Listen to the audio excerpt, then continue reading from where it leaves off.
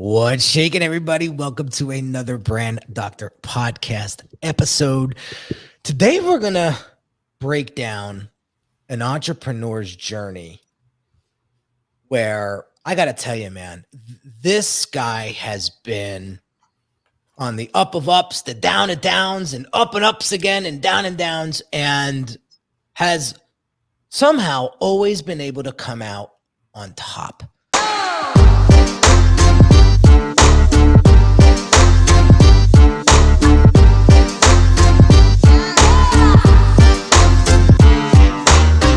And we were recently in a mastermind group together, and he was sticking out to me for some reason. And I realized he was from Jersey, and I said, that's why he's sticking out in this group. And I hit his website, and I said, you know what? This guy is going to be a great guest for today's show. We're going to talk about mindset. We're going to talk about challenges. We're going to talk about how to overcome that stuff, and how one person was able to build a 1.3 billion with a B real estate empire. So I am super pumped to talk to my man, Ken Van Liew, today. What is going on, Ken? I'll tell you that. Thank you so much, Dr. Kaminski. It's just always great to see you. You know, I love that we're supporting the same barbershop, you know. Yep. And, you know, life's good, man. Another happy and prosperous new year. And it's a real pleasure to be here today. Oh, dude, I'm so pumped to have you. And it's so funny because I remember putting that link out in the Facebook group. Hey, anybody want to come on the show? You know, here's the link, da-da-da. And nobody really booked. I think maybe one or two people booked. And I've been out of that group now for a little bit. And I saw the booking come through, and I'm like, where the hell did this guy come from? And then I recognized the name and so on. So I was like, you know what? 9 times out of 10, I'll be honest, when I get a booking like that, that's like super random, I just cancel it. I just, nah. And then something told me, go check out his website.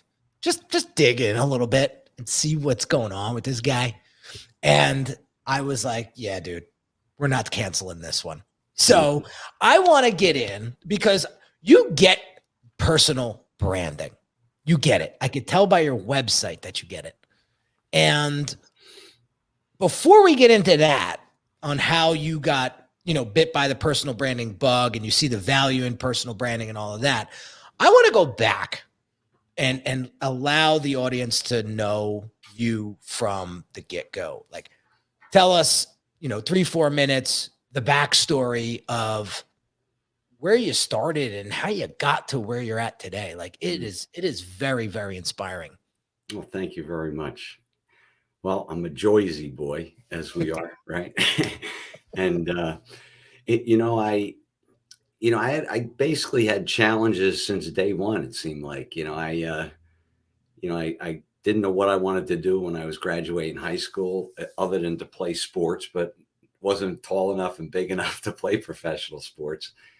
And, went off to a Division III college wanting to be an engineer, but not really being good at math, so I struggled. I created the 6-year plan in college. And the fortunate thing was I met a great woman, because behind every successful man I found is a good woman.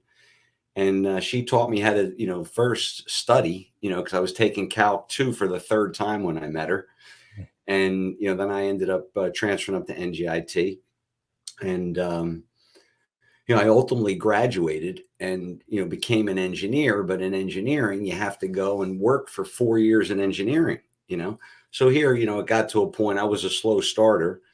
I guess it was probably 26, 27, where first time I was able to start taking the test. And by that time, I had built up a career in construction and was fortunate. I had just received a license to build skyscrapers in New York City, 100,000 square foot buildings. So I was making great money. It was up probably just about 6 figures back in the early 90s when I finally passed my PE test, but I couldn't go back into engineering because I was making money. And I'm just thinking like, what is this all about? I'm getting like everybody else, running up my credit cards. 1992, I had twins, and I finished a 30-story building in New York City, and I was 6 figures in debt because I built it for somebody else. And I'm like, I really got to try something else, and that's how I kind of jumped into it. I was in construction, and I just had a bigger view, wanted more. Was a magician since I was a kid, and just went into tackle life with no real mentorship, until later on in life. When I got into the Tony Robbins stuff. Interesting. It sounds a lot similar. It sounds very similar to kind of my journey. And I think, listen, I don't believe in coincidences, man. I believe that you and I were supposed to speak today, and our roads were going to cross. And again, everybody that has come into my life and out of my life, there's always been a purpose. So very interesting for you to say that you started to get that mentorship later on in life. Same here. You tell this story on your website, which really jumped out at me. Fast forward, you're 36, you have a family now, and cash flow was an issue, and you really had no other avenues to travel down, and you decided to become a clown and went to birthday parties as a clown, dressed up as a clown. I just want everybody to get this visual for a sec. And that's how you were making ends meet for a while. And like, I'm just fascinated. That told me a lot about you as a person by you doing that. And so I wanted to kind of talk about that for a second. Where was your headspace and I'd love to tell you the story. So in 1992, right, I was standing on top of the Brooklyn Union Gas headquarters in New York City, and saying to myself, wow, you have a license to build this. You got to figure out how to do this yourself. But I went on to build another project. It was the E911 headquarters, and I was working for the number 3 CM company in the world. And I got really good at what I was doing. I was a top superintendent building skyscrapers, and I worked myself up to senior project manager. And then that was in around 1997 where, I'm like, I really got to go out on my own. So in 1999, we opened up KJV Development. By 2001, we'll talk more about it, is when I developed a $17 million project with no money and no experience. That's what formulated the book, The Modern Wealth Building Formula, which we wrote. And what essentially happened, and I'll tell you about the clowning and where that comes from. I've been a magician since I was 12 years old. And I was in my first magic contest, which I'm still friends of the winner of that contest. But that led me through performing magic my whole youth. And probably from 12 to 17, I used to do children's magic, etc. I used to do a tails act with doves. And when I went to college, I learned close-up magic. So I would always perform at restaurants, and I would hustle during college. I'd work a couple hours in a restaurant, make $200 doing magic, picking up girls. It was always a great thing for me, and that's how I actually met my wife, just doing magic, but that just led to, this challenge I had, which was in 2008 when Lehman Brothers crashed, and we lost $300 million in one day. I had just finished developing 240 Park Avenue. We had bought the toy building. We bought St. Vincent's Hospital. We owned a whole city block on 6th Avenue. We heard it on the news. Lehman was crashing. The only thing I knew in 2008 to do, because the entire city went upside down, was my magic. I was a great magician. So I went and studied under Joel Bauer, and he was, he was like, yeah, just start doing trade show magic. So literally I started doing trade show magic in New York City at Jacob Javits Center. I started traveling the country. I started doing clowning again. And that's when he said to me, hey, let me show you what I really do. Besides being, a top trade show magician and cruise ship magician, he goes, I'm a platform closer. And he invited me to this mortgage originator seminar where I watched my first stack get done on stage, where he got literally on the second day 40 people to stand up and write a check for $12,000. And I was like, you got to be kidding me. He just made $500,000 with 4 guys doing a show for 2 days. I'm like, he should show me how to do that. But what that led to was me creating, I put because here I'm like, on the balls of my ass. Fortunately, I was able to get some money out of it. But, I went to Cash Flow Quadrant in New York City, put 100 people in a room, did a presentation on 8-figure deals with no money down, because that's what I did in 1999 and 2000. And then I created the course, 8-figure deals with no money down, which is real estate development made simple today. But that literally started my branding career with Joel Bauer, when I was like, one day I'm going to create the spectrum of real estate programs that will cover everything: residential, commercial, real estate development, because I learned them from reverse. I learned how to build a skyscraper and then converted it into real estate, just going, okay, I can do this. I know how to build a $10 million project. And I learned in reverse, and it ultimately did 137 deals in 1 year, residential deals, when I started flipping New Jersey back in, I was CEO in, what was that, 2016. Where we knocked it out of the park. And then, and then I wrote the book. But, that's been this crazy journey, and how the magic thing fits into play. I want to go back a second and Sure. talk about the day Lehman just crashed, and what was going through your head. If you could go back to that day, like, what was going through your head, and how were you able to bounce back? Like, Yeah. that was catastrophic, bro. Yeah. So, and I'll just be straight, because I'm not gonna, bullshit. There's no need to, but, I literally I was at, the zenith of my career. We just developed 240 Park Avenue South. Tom Brady and Giselle came to my office to see the penthouse. There was a pool we had on the penthouse, and he went, I think he bought in a 50-story building, eventually. But, with all of those profits, we were in construction on the toy building. We had a hole on 6th Avenue. I literally dropped to my knees that day, because it reminded me of the Orson Welles story. If you remember when we were kids, it was that thing they played on the radio. It was back in or at least my parents' day. I got some years on you, but there was this on the radio. It came across where Orson Welles was doing this thing, basically saying the world was coming to an end. And it was funny, because the other big financial firm, Bear Stearns, had went under like 3 days before, and I had built 9 floors in the Brooklyn Union headquarters for Bear Stearns. Brooklyn Union Gas was in there, Bear Stearns. We had the Security Exchange Corporation. And it just didn't seem real, and literally I was like, okay, I'm done.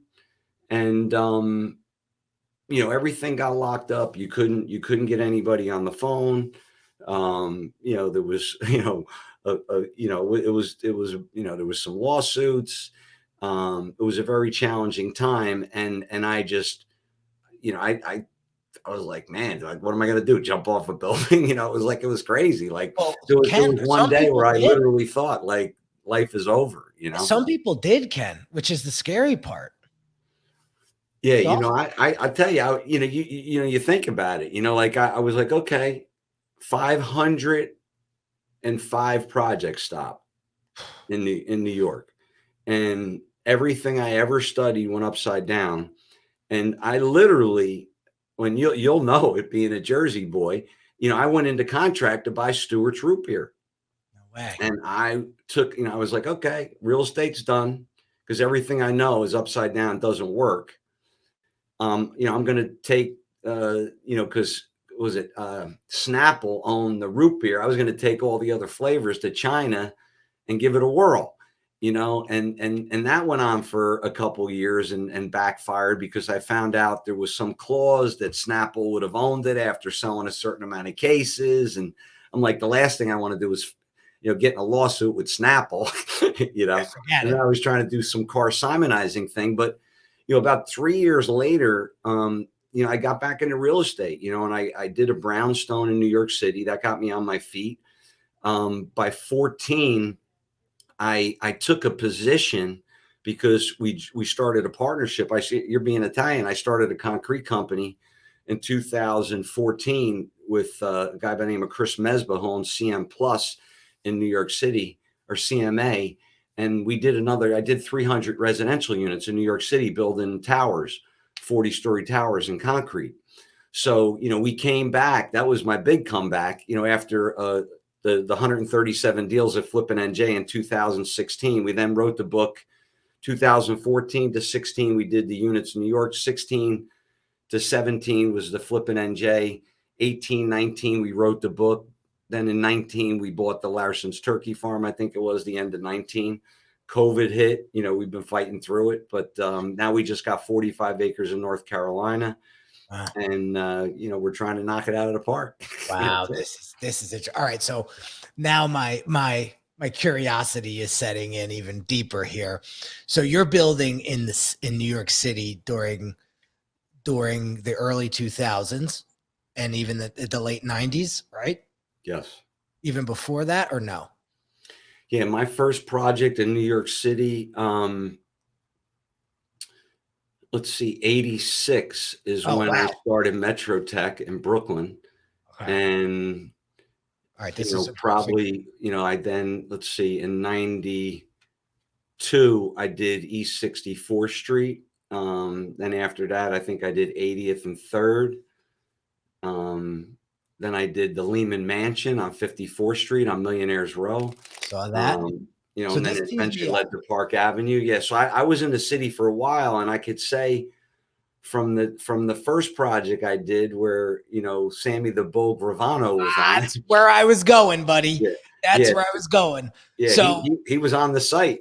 I was gonna. Hey, Sammy killed 19 people. Yeah, like my question, because the whole concrete club and all that going on back then, how tied up were you? Yeah, with that, and again, you don't have to talk about it if you don't want to. But. Yeah, no. The funny thing is, there's the sad thing is, some of my friends, but I got offered some opportunities that I'm glad I didn't take. Yeah. I dealt with all of the families. Just last week, I saw the family names in the paper. There was a shooting. I mean, it's still a crazy world that I'm kind of glad I'm not out there. The funny thing is I guess I learned a lot about what not to do. So then when I came into the concrete business, 20 years later, I knew how to sit down and have a conversation, and make it benefit everybody. Because you don't want to mess around. You disappear one day. Well, that's the so that's the thing, and I know that was a very interesting time to be building in the city. The way the mob had it all locked up, and again the concrete club, and how one day concrete costs this much, and then literally the next day. Well, back then the funny thing was, there was 4 or 5 guys. And they would rotate, and they would literally got to a point where they would weigh your drawings. They wouldn't even look at them. They'd go, okay, yeah, that's going to be about 10 million, right? Right. And then they'd play with you because they're going, well, I don't know if I can get you on the schedule, right? So then that would enable them to raise the price another $2 million, and then you'd go for the lungs with payment terms. And to give you an idea of how much stealing there was, my concrete job that I bought on 240 Park Avenue was $100 a square foot in 2008. When I was pouring concrete in 2015, I was charging $52 a square foot. There you go. So projects that they were getting us for $8-9 million, we were doing for $4 or $5 million. Holy crap. Yeah, there was a lot of money. And that's why we cracked the code, because what happened was back then, everything went upside down, which in addition to all the shit that was going on Wall Street, the corruption, across the board and shenanigans, just eventually caught up with itself, right? If you keep, gangstering up the price where it doesn't pencil out anymore, it doesn't give a shit what brand you have, excuse my French, or, who you're greasing. The numbers just don't work anymore. You can't squeeze blood out of a nickel. But Right. yeah, Right. I was at meetings with the owner of Atlas Gem, who, Sammy the Bull was the owner, but the guy who was, on the front, I won't mention his name, came to a meeting and literally, took a gun out of his jacket one day and just to get comfortable, put it on the table. But, that was the first time where I was like, well, I guess he's getting the job. I don't even know what to say at that point. What do you say? He's got a fascinating YouTube channel, Sammy. I've been dialed in to his channel. I just want to get in that guy's head and see where that guy's at. I mean, he's an interesting character. Like, again, I study personal branding, so I look at it from a couple different perspectives and angles. But man, some of the stories, and Ken, it could be a bunch of it could be a crock of shit, some of the stuff he tells, and maybe some of it is, but it's entertaining. I'll give you that. He knows how to tell a story, and the other one, very entertaining. Yeah, the other one I love is Michael Francesi. I mean, he's amazing too. I mean, just I get, like I said, you'd never know from our last names that we grew up Italian. Yeah. So I look at both of their channels, and you'll appreciate this. So Mike Francis, he's the New York Giants in my eyes, and Sammy is a New York Jet all the way. Like, you get what I mean, right? Like, I know exactly. You know exactly what I'm talking about. Like, big difference in those tailgate parties. Yeah, exactly. Exactly. So I want to, bro, I knew that we would be able to talk for hours. So again, I value your time and I'm conscious of it. And I want to get into some stuff before we run out of time. So again, when I went to your website, I noticed that there was a lot of personal development videos. Like you interviewed Jack Canfield, and you talked a little bit about your mindset and focus. And you talked about one of your coaching clients where all the guy worried about was losing, and all he kept focusing in on was what he didn't have. And I only made this much this month. And when you helped him refocus his sights differently, there was a way different outcome for that gentleman. So I would love, especially because I would say by the time this produces and publishes, we're still going to be in the beginning of 2022. So it's not too late to talk about vision and goals for 2022. So yeah. I want you to kind of talk about that a little bit. Like, I know you got some guidance and some insights from Tony Robbins. Like, what has helped you stay focused and helped you get through these tough times? I would love to get your thoughts and your perspective on that. Yeah. I tried to keep it simple because it turned upside down for me when COVID hit.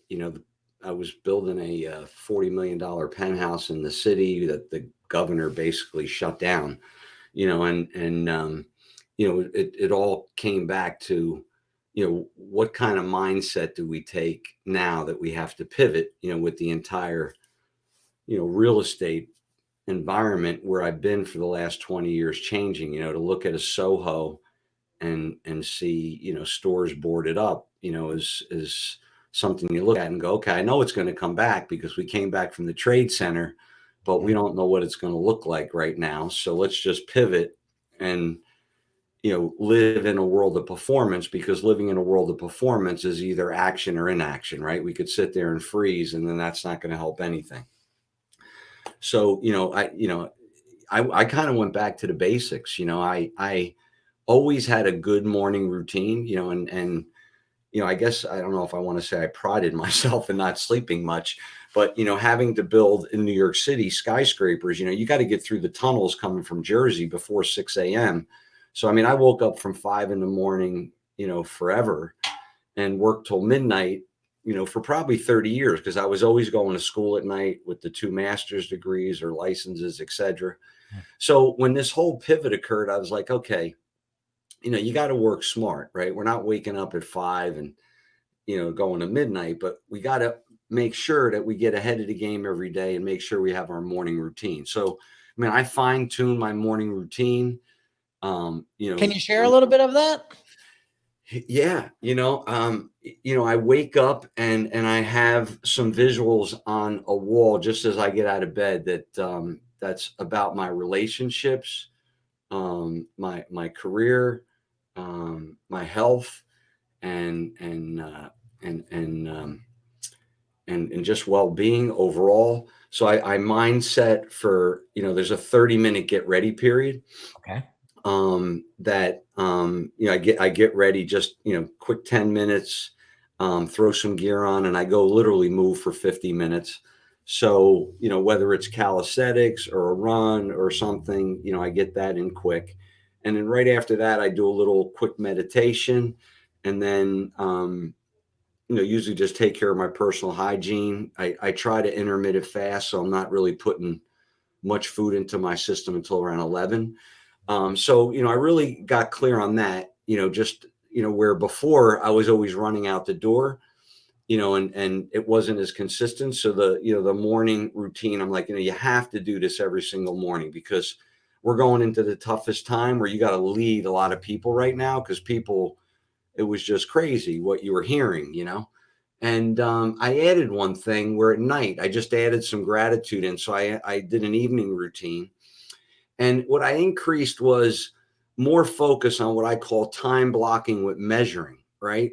So every day in the morning, it was gratitude, and what my three main focuses were each day, which were relationship, business, and health and fitness, and what I wanted to focus on. But it was always on three things that I like wanted to get done, and then three things that I wanted to get done that would make it a great day. But it was all based on measuring. So I started measuring, um, which I had done for years, but I added one measuring on a almost like, and you've heard of the terminology, what was the as planned versus the as built. Mm. So as I have my plan that day, at the end of the night, I would go, well, how did I do as planned versus as built? Now, I always had two other measurements, which I do on a personal basis and on a business basis. I just play a quality quantifier with myself, where I go, okay, how did I do on a personal level today? Oh, it was only a 7. I didn't go get my run in, or I didn't talk to my wife long enough. If I would have talked to Terry, it would have made it an 8. If I would have ran, it would have made it a 9. And I do the same thing with business. So really, the few, distinctions that I made over the last few months, just to really step up my leadership, stay focused, because time just keeps dwindling away. It really got down to morning and evening routines, very focused time blocking during the day based on what those mission critical things are. I used the Pomodoro method. I got those little sand cones on my desk, and just try to have some fun. That's basically what's happening. That's you got to have that in life, Yeah. and that's one of the things that I realized last year. I sort of lost my mojo a little bit. I got very unfocused. um I was focusing in on much more negative than positive, and that's so unlike me, because I'm a pretty Yeah. optimistic guy. And I just caught a bad pessimistic flu, if you will. Mm. And it basically, I was in and out of it all year. But finally the end of the year, I got the wake up call, and it changed everything. And then once the new year hit, that's it's like that was the one physical thing I needed to put 2021 behind me, is for the new year to Yeah. actually take place. And Yeah. I just remembered that ball dropping this year, and I'm going, yes, good riddance. Like, and I was recalibrated, rewired, and refocused and revitalized. And man, we're only 11 days in, Yeah. per this conversation, and Yeah. I'm jacked. I'm pumped. Yeah. Me too. There was times where I'm like, I'm not going to let this thing wear me down. I mean, I lost just like some really good friends, and I was Yeah. like, freaking, you think things are invincible. And, I was fighting the whole thing. I'm not going to get my, vaccine, all kind of stuff. But hey, my daughter got married. We had 190 people. I cooperated, and I figured if my friends are dying, who knows? I used to smoke cigars, and all I need is something to get in my lungs, and that's all we need. Yeah, forget it, Yeah, we were it was again, scary. Yeah, I was it just like, is. We lost a you're lot right. like you, man, I lost a lot of friends, and then there Yeah, was one guy in the mastermind we were both in that passed, and I couldn't Gene believe it. Garino. Yeah. Yeah, I couldn't believe it. I was just with him, just a few weeks earlier down in Tampa, and, he was Well, passing. that's where I saw you. I saw you in Tampa. We chatted briefly. But yeah, it was like a, and again, we could talk about that another Yeah. day. But yeah, I was just blown away by the amount of death that I Yeah. experienced last year, and it really helped me. Uh, how do I say this? Not help me. It made me very aware of my mortality, Mm, and I yes. think that's what triggered me for 2022. Like, bro, you're 41, and God willing, you'll be here another 40, 50 years, but that's not promised. Your best friend last year died at 42. Yeah, I Like, and know. we were just at a Rutgers game the day before, like, died in Wow. his sleep, massive heart attack. That's Not a crazy. sign the day before, Ken, not a sign.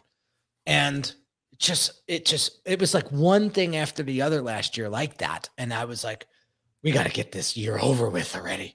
So I know. long story short, it was a Yeah, very that was challenging. happening. I'm going, oh shit, how do you dodge your parents from a bullet? I got 87-year-old parents that were locked down in an assisted living. I move them up from New York and Mhm.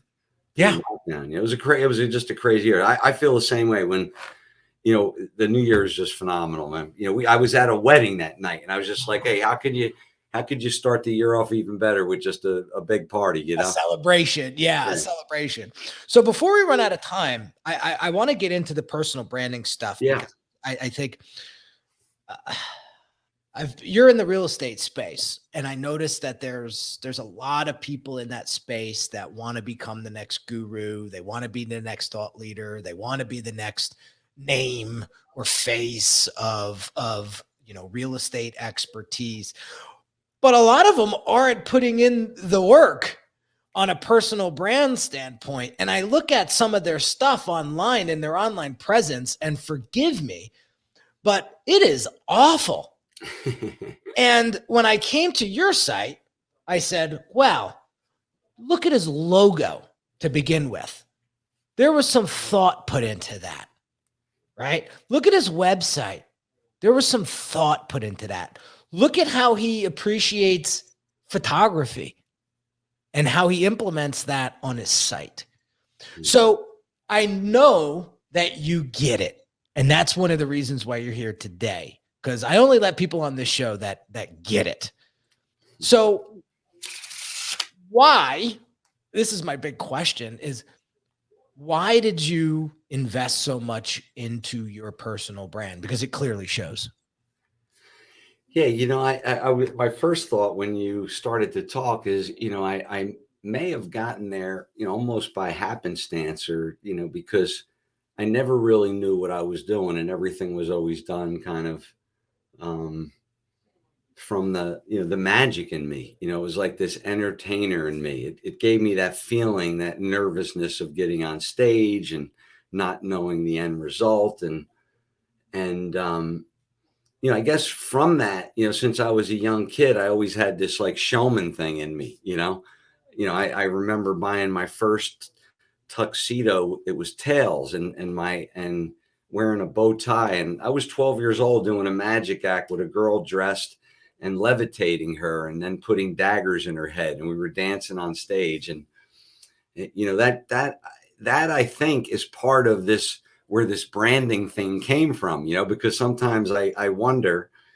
And, I was fortunate a couple years ago when I was like, I got to really put this into a book where, I met someone who I saw had done some nice websites because everybody's like, you can build a website for, $400. And, yeah, you can, but, you got there's a lot of moving parts to the website. I didn't realize that, and my daughter helped a lot too. She was, believe it or not, a big horseback rider and competed in college, but she loved photography. And a lot of those photographs, she became a great horse photographer, but she's really good. And a lot of those photography was done by her, and then, eventually led to a good videographer. And then, I would just ask questions. And I guess my biggest problem is, I never focused on it 100%. So it probably could be better, because, my bread and butter was always the real estate. So, I've always wrestled behind this thing. Like, I'd love to be a showman and do this, but, real estate's kind of, I have, I'm pregnant over here, so I got to take care of the baby, and, it's kind of worked out okay. And that's why this year, I was like, how do I really pay it forward? Because that's where you probably read a little bit about, the reasoning behind this. I could tell you one of my mantras, which is, I am integrity, an honest and loving leader to create magical, empowering skills and endless opportunities for all mankind, and to leave everybody I meet with more power, freedom, self-expression, and peace of mind. And with that, the way I could pay it forward with my real estate experience, because I just don't have the time, is why I created this global real estate investment enterprise, where I tell people, hey, listen, you want to work with Ken Van Liew? You're going to join, just like, but you ain't going to get away from me. It's like, as they say, forget about it. Yeah. And once you're in, you're in. Yeah. Once you're in, you ain't getting out. But the point is, it's a lifetime program. And, if you want to come in, I'm going to make you successful. So, I get to get people, if it's a good fit for them, to join my investment enterprise. I get to pay it forward. It feeds that showmanship thing. I got a little team that is now going to do a whole revamp. And, maybe we should sit down and talk, and look at how the brand is, because there is some incongruency there, because it's just Ken Van Liew. I'm a builder, a skyscraper builder trying to build a brand, doesn't necessarily mesh. And that's kind of, I guess you'd say, my branding story. I always love logos. If you look at my programs page, I used to go on Fiverr and get all these people do logos, figure out have a contest. That's how I did my book cover, and just figure it out as you go. Like, because I don't really know what I'm doing. I hate to say it on that side. And I shouldn't say I don't know what I'm doing. I've learned over time, where we now have, some money coming in on a monthly basis through the group coaching. And that took a while to figure out, because, people like to take your money, tell you what you want to hear, say X and do Y, and then say see you. Yeah. Too much of that going on these days. And that's where I draw the line. And I'm hell bent on putting those people to bed, putting them to rest, because it's not fair. It's not fair. How many clients that came to me and came through the Brand Accelerator program going, listen, I've hired a couple of you guys already, and I've been burnt a few times. I'm just a little bit more smarter these days. That's why I'm asking the questions. And I'm like, you deserve to ask those questions. You're supposed to answer those. You're supposed to ask those questions. And it's a shame that you had to go through what you had to go through to get to me. And it sucks. But it's like a rite of passage. I feel like all of us as entrepreneurs, we're going to hire the wrong people. Sometimes it is what it is. Yeah. But we learn from it, and we try not to make that mistake again. So, I look at it this way. If you're going to hire me, I'm putting my reputation on the line, because you're really buying me first. I'm really putting myself out there first, and then you're buying my expertise, really. And if I'm going to do a shitty job, then that's a lose-lose situation. It's not a lose-win. I don't win because I took your money and you don't get what you want. I lose because it's my reputation now. Yeah. And I can never build. It takes forever to build that back up. So that's very, very important to understand. I think that's why that's why I'm so passionate about personal branding, because I'm a firm believer that people buy you first, Yeah, then they're going to buy your product or service. So, how are you going to show up? So, exactly. all right, with the amount of time we have left, I got one last question. What is one big challenge Mm, that you're looking to work through and overcome in 2022 from a business perspective? yeah, great question. So, back in the day, we were doing $100 million projects, like they were, just bread and butter. I mean, they would, it was just like another day, Hmm. and that changed. New York is a different animal, and raising money in New York is different than raising money anywhere in the country. There's a large sum of money in a small area in New York City, and you could raise millions of dollars, just from within a few blocks. You go Right. over near 53rd Street, forget about it, or down on Wall Street, there's unlimited cash. So what I have found, and the challenge that I now have, is as I've come outside the metropolitan area, as I mentioned to you, we're developing the Larson's turkey farm. We just landed 45 acres in North Carolina. We're working on another 20 acres down there. You're now bringing properties to people that, they hear in New York City and they're like, yeah, I'll invest in New York City. So raising money is a little bit different. It's a different type of platform. Now, I wouldn't say it's a total challenge for me, but raising money in today's world takes a little bit more time. And what's happening for myself is now that I'm, approaching the ripe age, I have a lot of opportunity coming my way. And if I don't capitalize, not necessarily for myself, on all these opportunities, I deprive myself of living my mantra there, giving, helping other people succeed. So, where, back in the day, I would give, 30% away in New York City to raise, 5 million bucks. These securitized investments are actually opposite, right? Where, you give 70% away to the investors and you keep 30%. I never considered that for a long time, because why should I give all that profit away? We made a boatload of money. But in today's world, it's a little different animal. And I started saying to myself, I have $100 million in real estate development in the pipeline. I have acquisitions, which, just because you're in the business and you've been in it for 30 years, people are like, hey, can you do anything with this before stuff's going in on the market? So I'm in a position where I could really connect money with data and money with larger projects. I'm saying, hey, 30% of 100 million is nothing to sneeze at. So how do I reduce the friction, right? Do I sit here and go, oh, I should have, and I should have got that project. If I would have got that securitized fund ready, we could have got that one.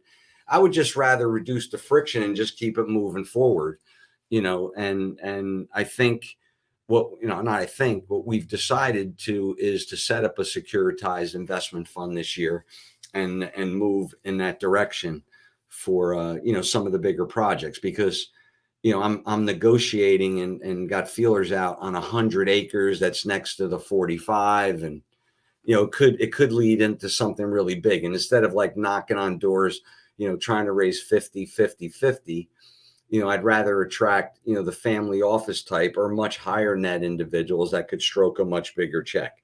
You've probably played that game. There's different levels of check writers. Yes, yes, yes. And your positioning needs to be accordingly Yes. to get in front of those folks. And that's where branding comes in. That's where Yeah. branding comes in. And that's another reason, because back, when I did 240 Park Avenue, like it was a different, like, social media wasn't the way it was. Branding wasn't like, we spent $700,000. I'd love for you to see the marketing piece that I did on 240 Park Avenue. I have one with your name on it. I'm going to send it to you. But back then it was like you made this hard copy, huge book, and we marketed through the neighborhood, and we had the vignette right on Park Avenue. and it was a different type of marketing, you know. Yeah. And today the branding is so key. I think what you see, the Grant Cardones, the other people, and these fundraisers, they're raising money online. So the branding now is key. The social media is key. Like people, they go to social media to get the proof, for the credibility. I, Yeah. I didn't realize that until like about a year ago, where someone like, guy, your social media is so like broken. Like you got 15,000 people on LinkedIn and you're not even like on YouTube. Like, what are you doing? Well, listen, Rome wasn't built in a day, and I'm a firm believer of that. And you can't tackle all the platforms at once. I think that's the quickest way to bomb.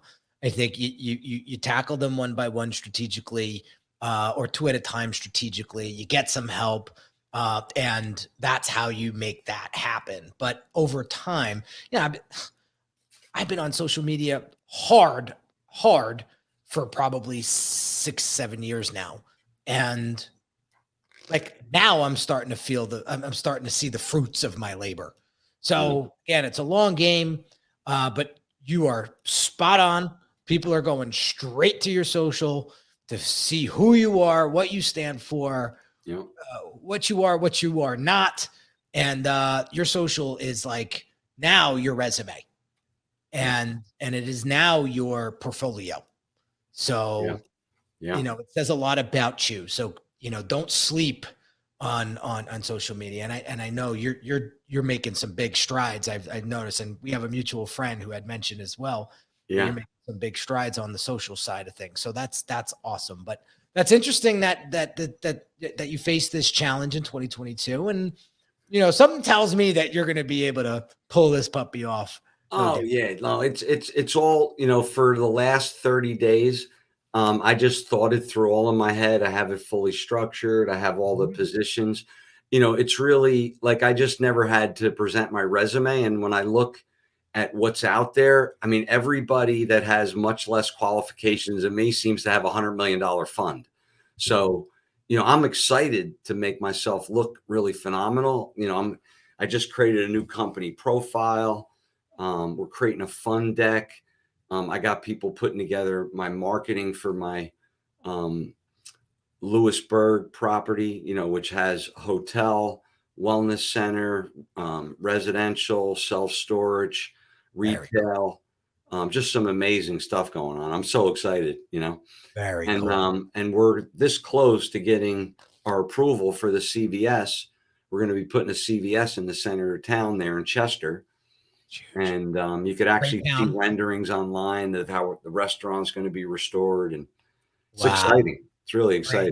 exciting. Great town, by the way, in Jersey. You're talking about Chester, Jersey, right? Chester, New Jersey, Yeah. and yeah, we got so much to talk about because you only asked me that one question about the mindset stuff, and I mean, Oh, I'm at a point in my life where my kids are all getting married. The nest is getting empty. I get to have fun again. well, listen, But because I'm a good boy now. Like I don't I don't have any bad habits now, unfortunately, other than working out. yeah. No, I'm with you. Listen, I was just going to say, because of proxemics, I would love to do dinner with you. There's a great Yeah, place in Adega in Newark. We could go. It's kind of in the middle of both of us. That'd be a great spot. They've been a client of absolutely. mine for like 12 years. So they always take care of us down there when we Oh, go. let's do So that. Yeah, I yeah, mean, so we'll if you like Portuguese food, you're I gonna love love this place. Portuguese food. I used to go to Fernando's Steakhouse all the time. Yep, Yeah, that's a big yeah, one. That's a yeah. big one. Yeah, Listen, I feel bad for everybody that's listening and watching them, because they could be from across the globe and they don't know what the hell we're talking about yeah, at yeah, this point. But we're talking rodizio that'll knock your socks off, brother. yeah, Forget about it. we're Yeah. talking about food that'll make your Yeah. toes curl. Like they have no idea how, like forget it. Like the food we used to put down in Brooklyn, it was Oh, just crazy. oh, forget it. Well, listen, I'm so happy that I took this interview, and I'm so happy that we connected. Uh, this is to have you part of my network now, and that is a huge blessing. And I want to thank you for coming on. for those folks that want to learn more about you and get access to some of those programs you had mentioned before, where could we send everybody? Yeah, you could start out 11millionairesecrets.com is great, where you can really see a lot about mindset and how I started. And then on kenvanloo.com, I have complimentary sessions if you want to schedule time, and I'm pretty easy to get in touch with. And I just, like I said, I have boundaries. I block my time. So, I may not respond immediately, but, people could reach out, have a normal conversation, and I'll just help you, move the ball down the field. Awesome. Ken, what a pleasure. Such a pleasure to meet you, dude. Yeah, This is likewise. not the first, this is not the last time we're hanging out. I can promise you that. Yeah, I'm excited. This is fantastic, brother. I really appreciate it. And I even love, Sparta is a great neck of the woods. It's peaceful. Like I used to go up to Lake Apacon. My girlfriend used to swim at Cranberry Lake, and Yeah. We had a boat membership on Lake Apacon a couple, not last year, the year before. That really helped us through COVID. Yeah. Believe it or not, we looked forward to taking that boat out every week, because it got us out of the house, and we didn't have to necessarily worry about being around people and things like that. Yeah, that's a great lake to spend some time on, for sure. So guys, I hope you got one or two nuggets, maybe 10 out of today's conversation. There was a lot that we talked about. And again, all it takes is one little piece of insight that could rewire you, recalibrate you, refocus you on helping you getting to where you want to be. And that's what this podcast is all about. It's helping you develop a strong personal brand so that you could go out there and help the people that actually need your help. So hope you enjoyed today's episode, guys. We will catch you on the next one real soon. I'm out for now. Peace out.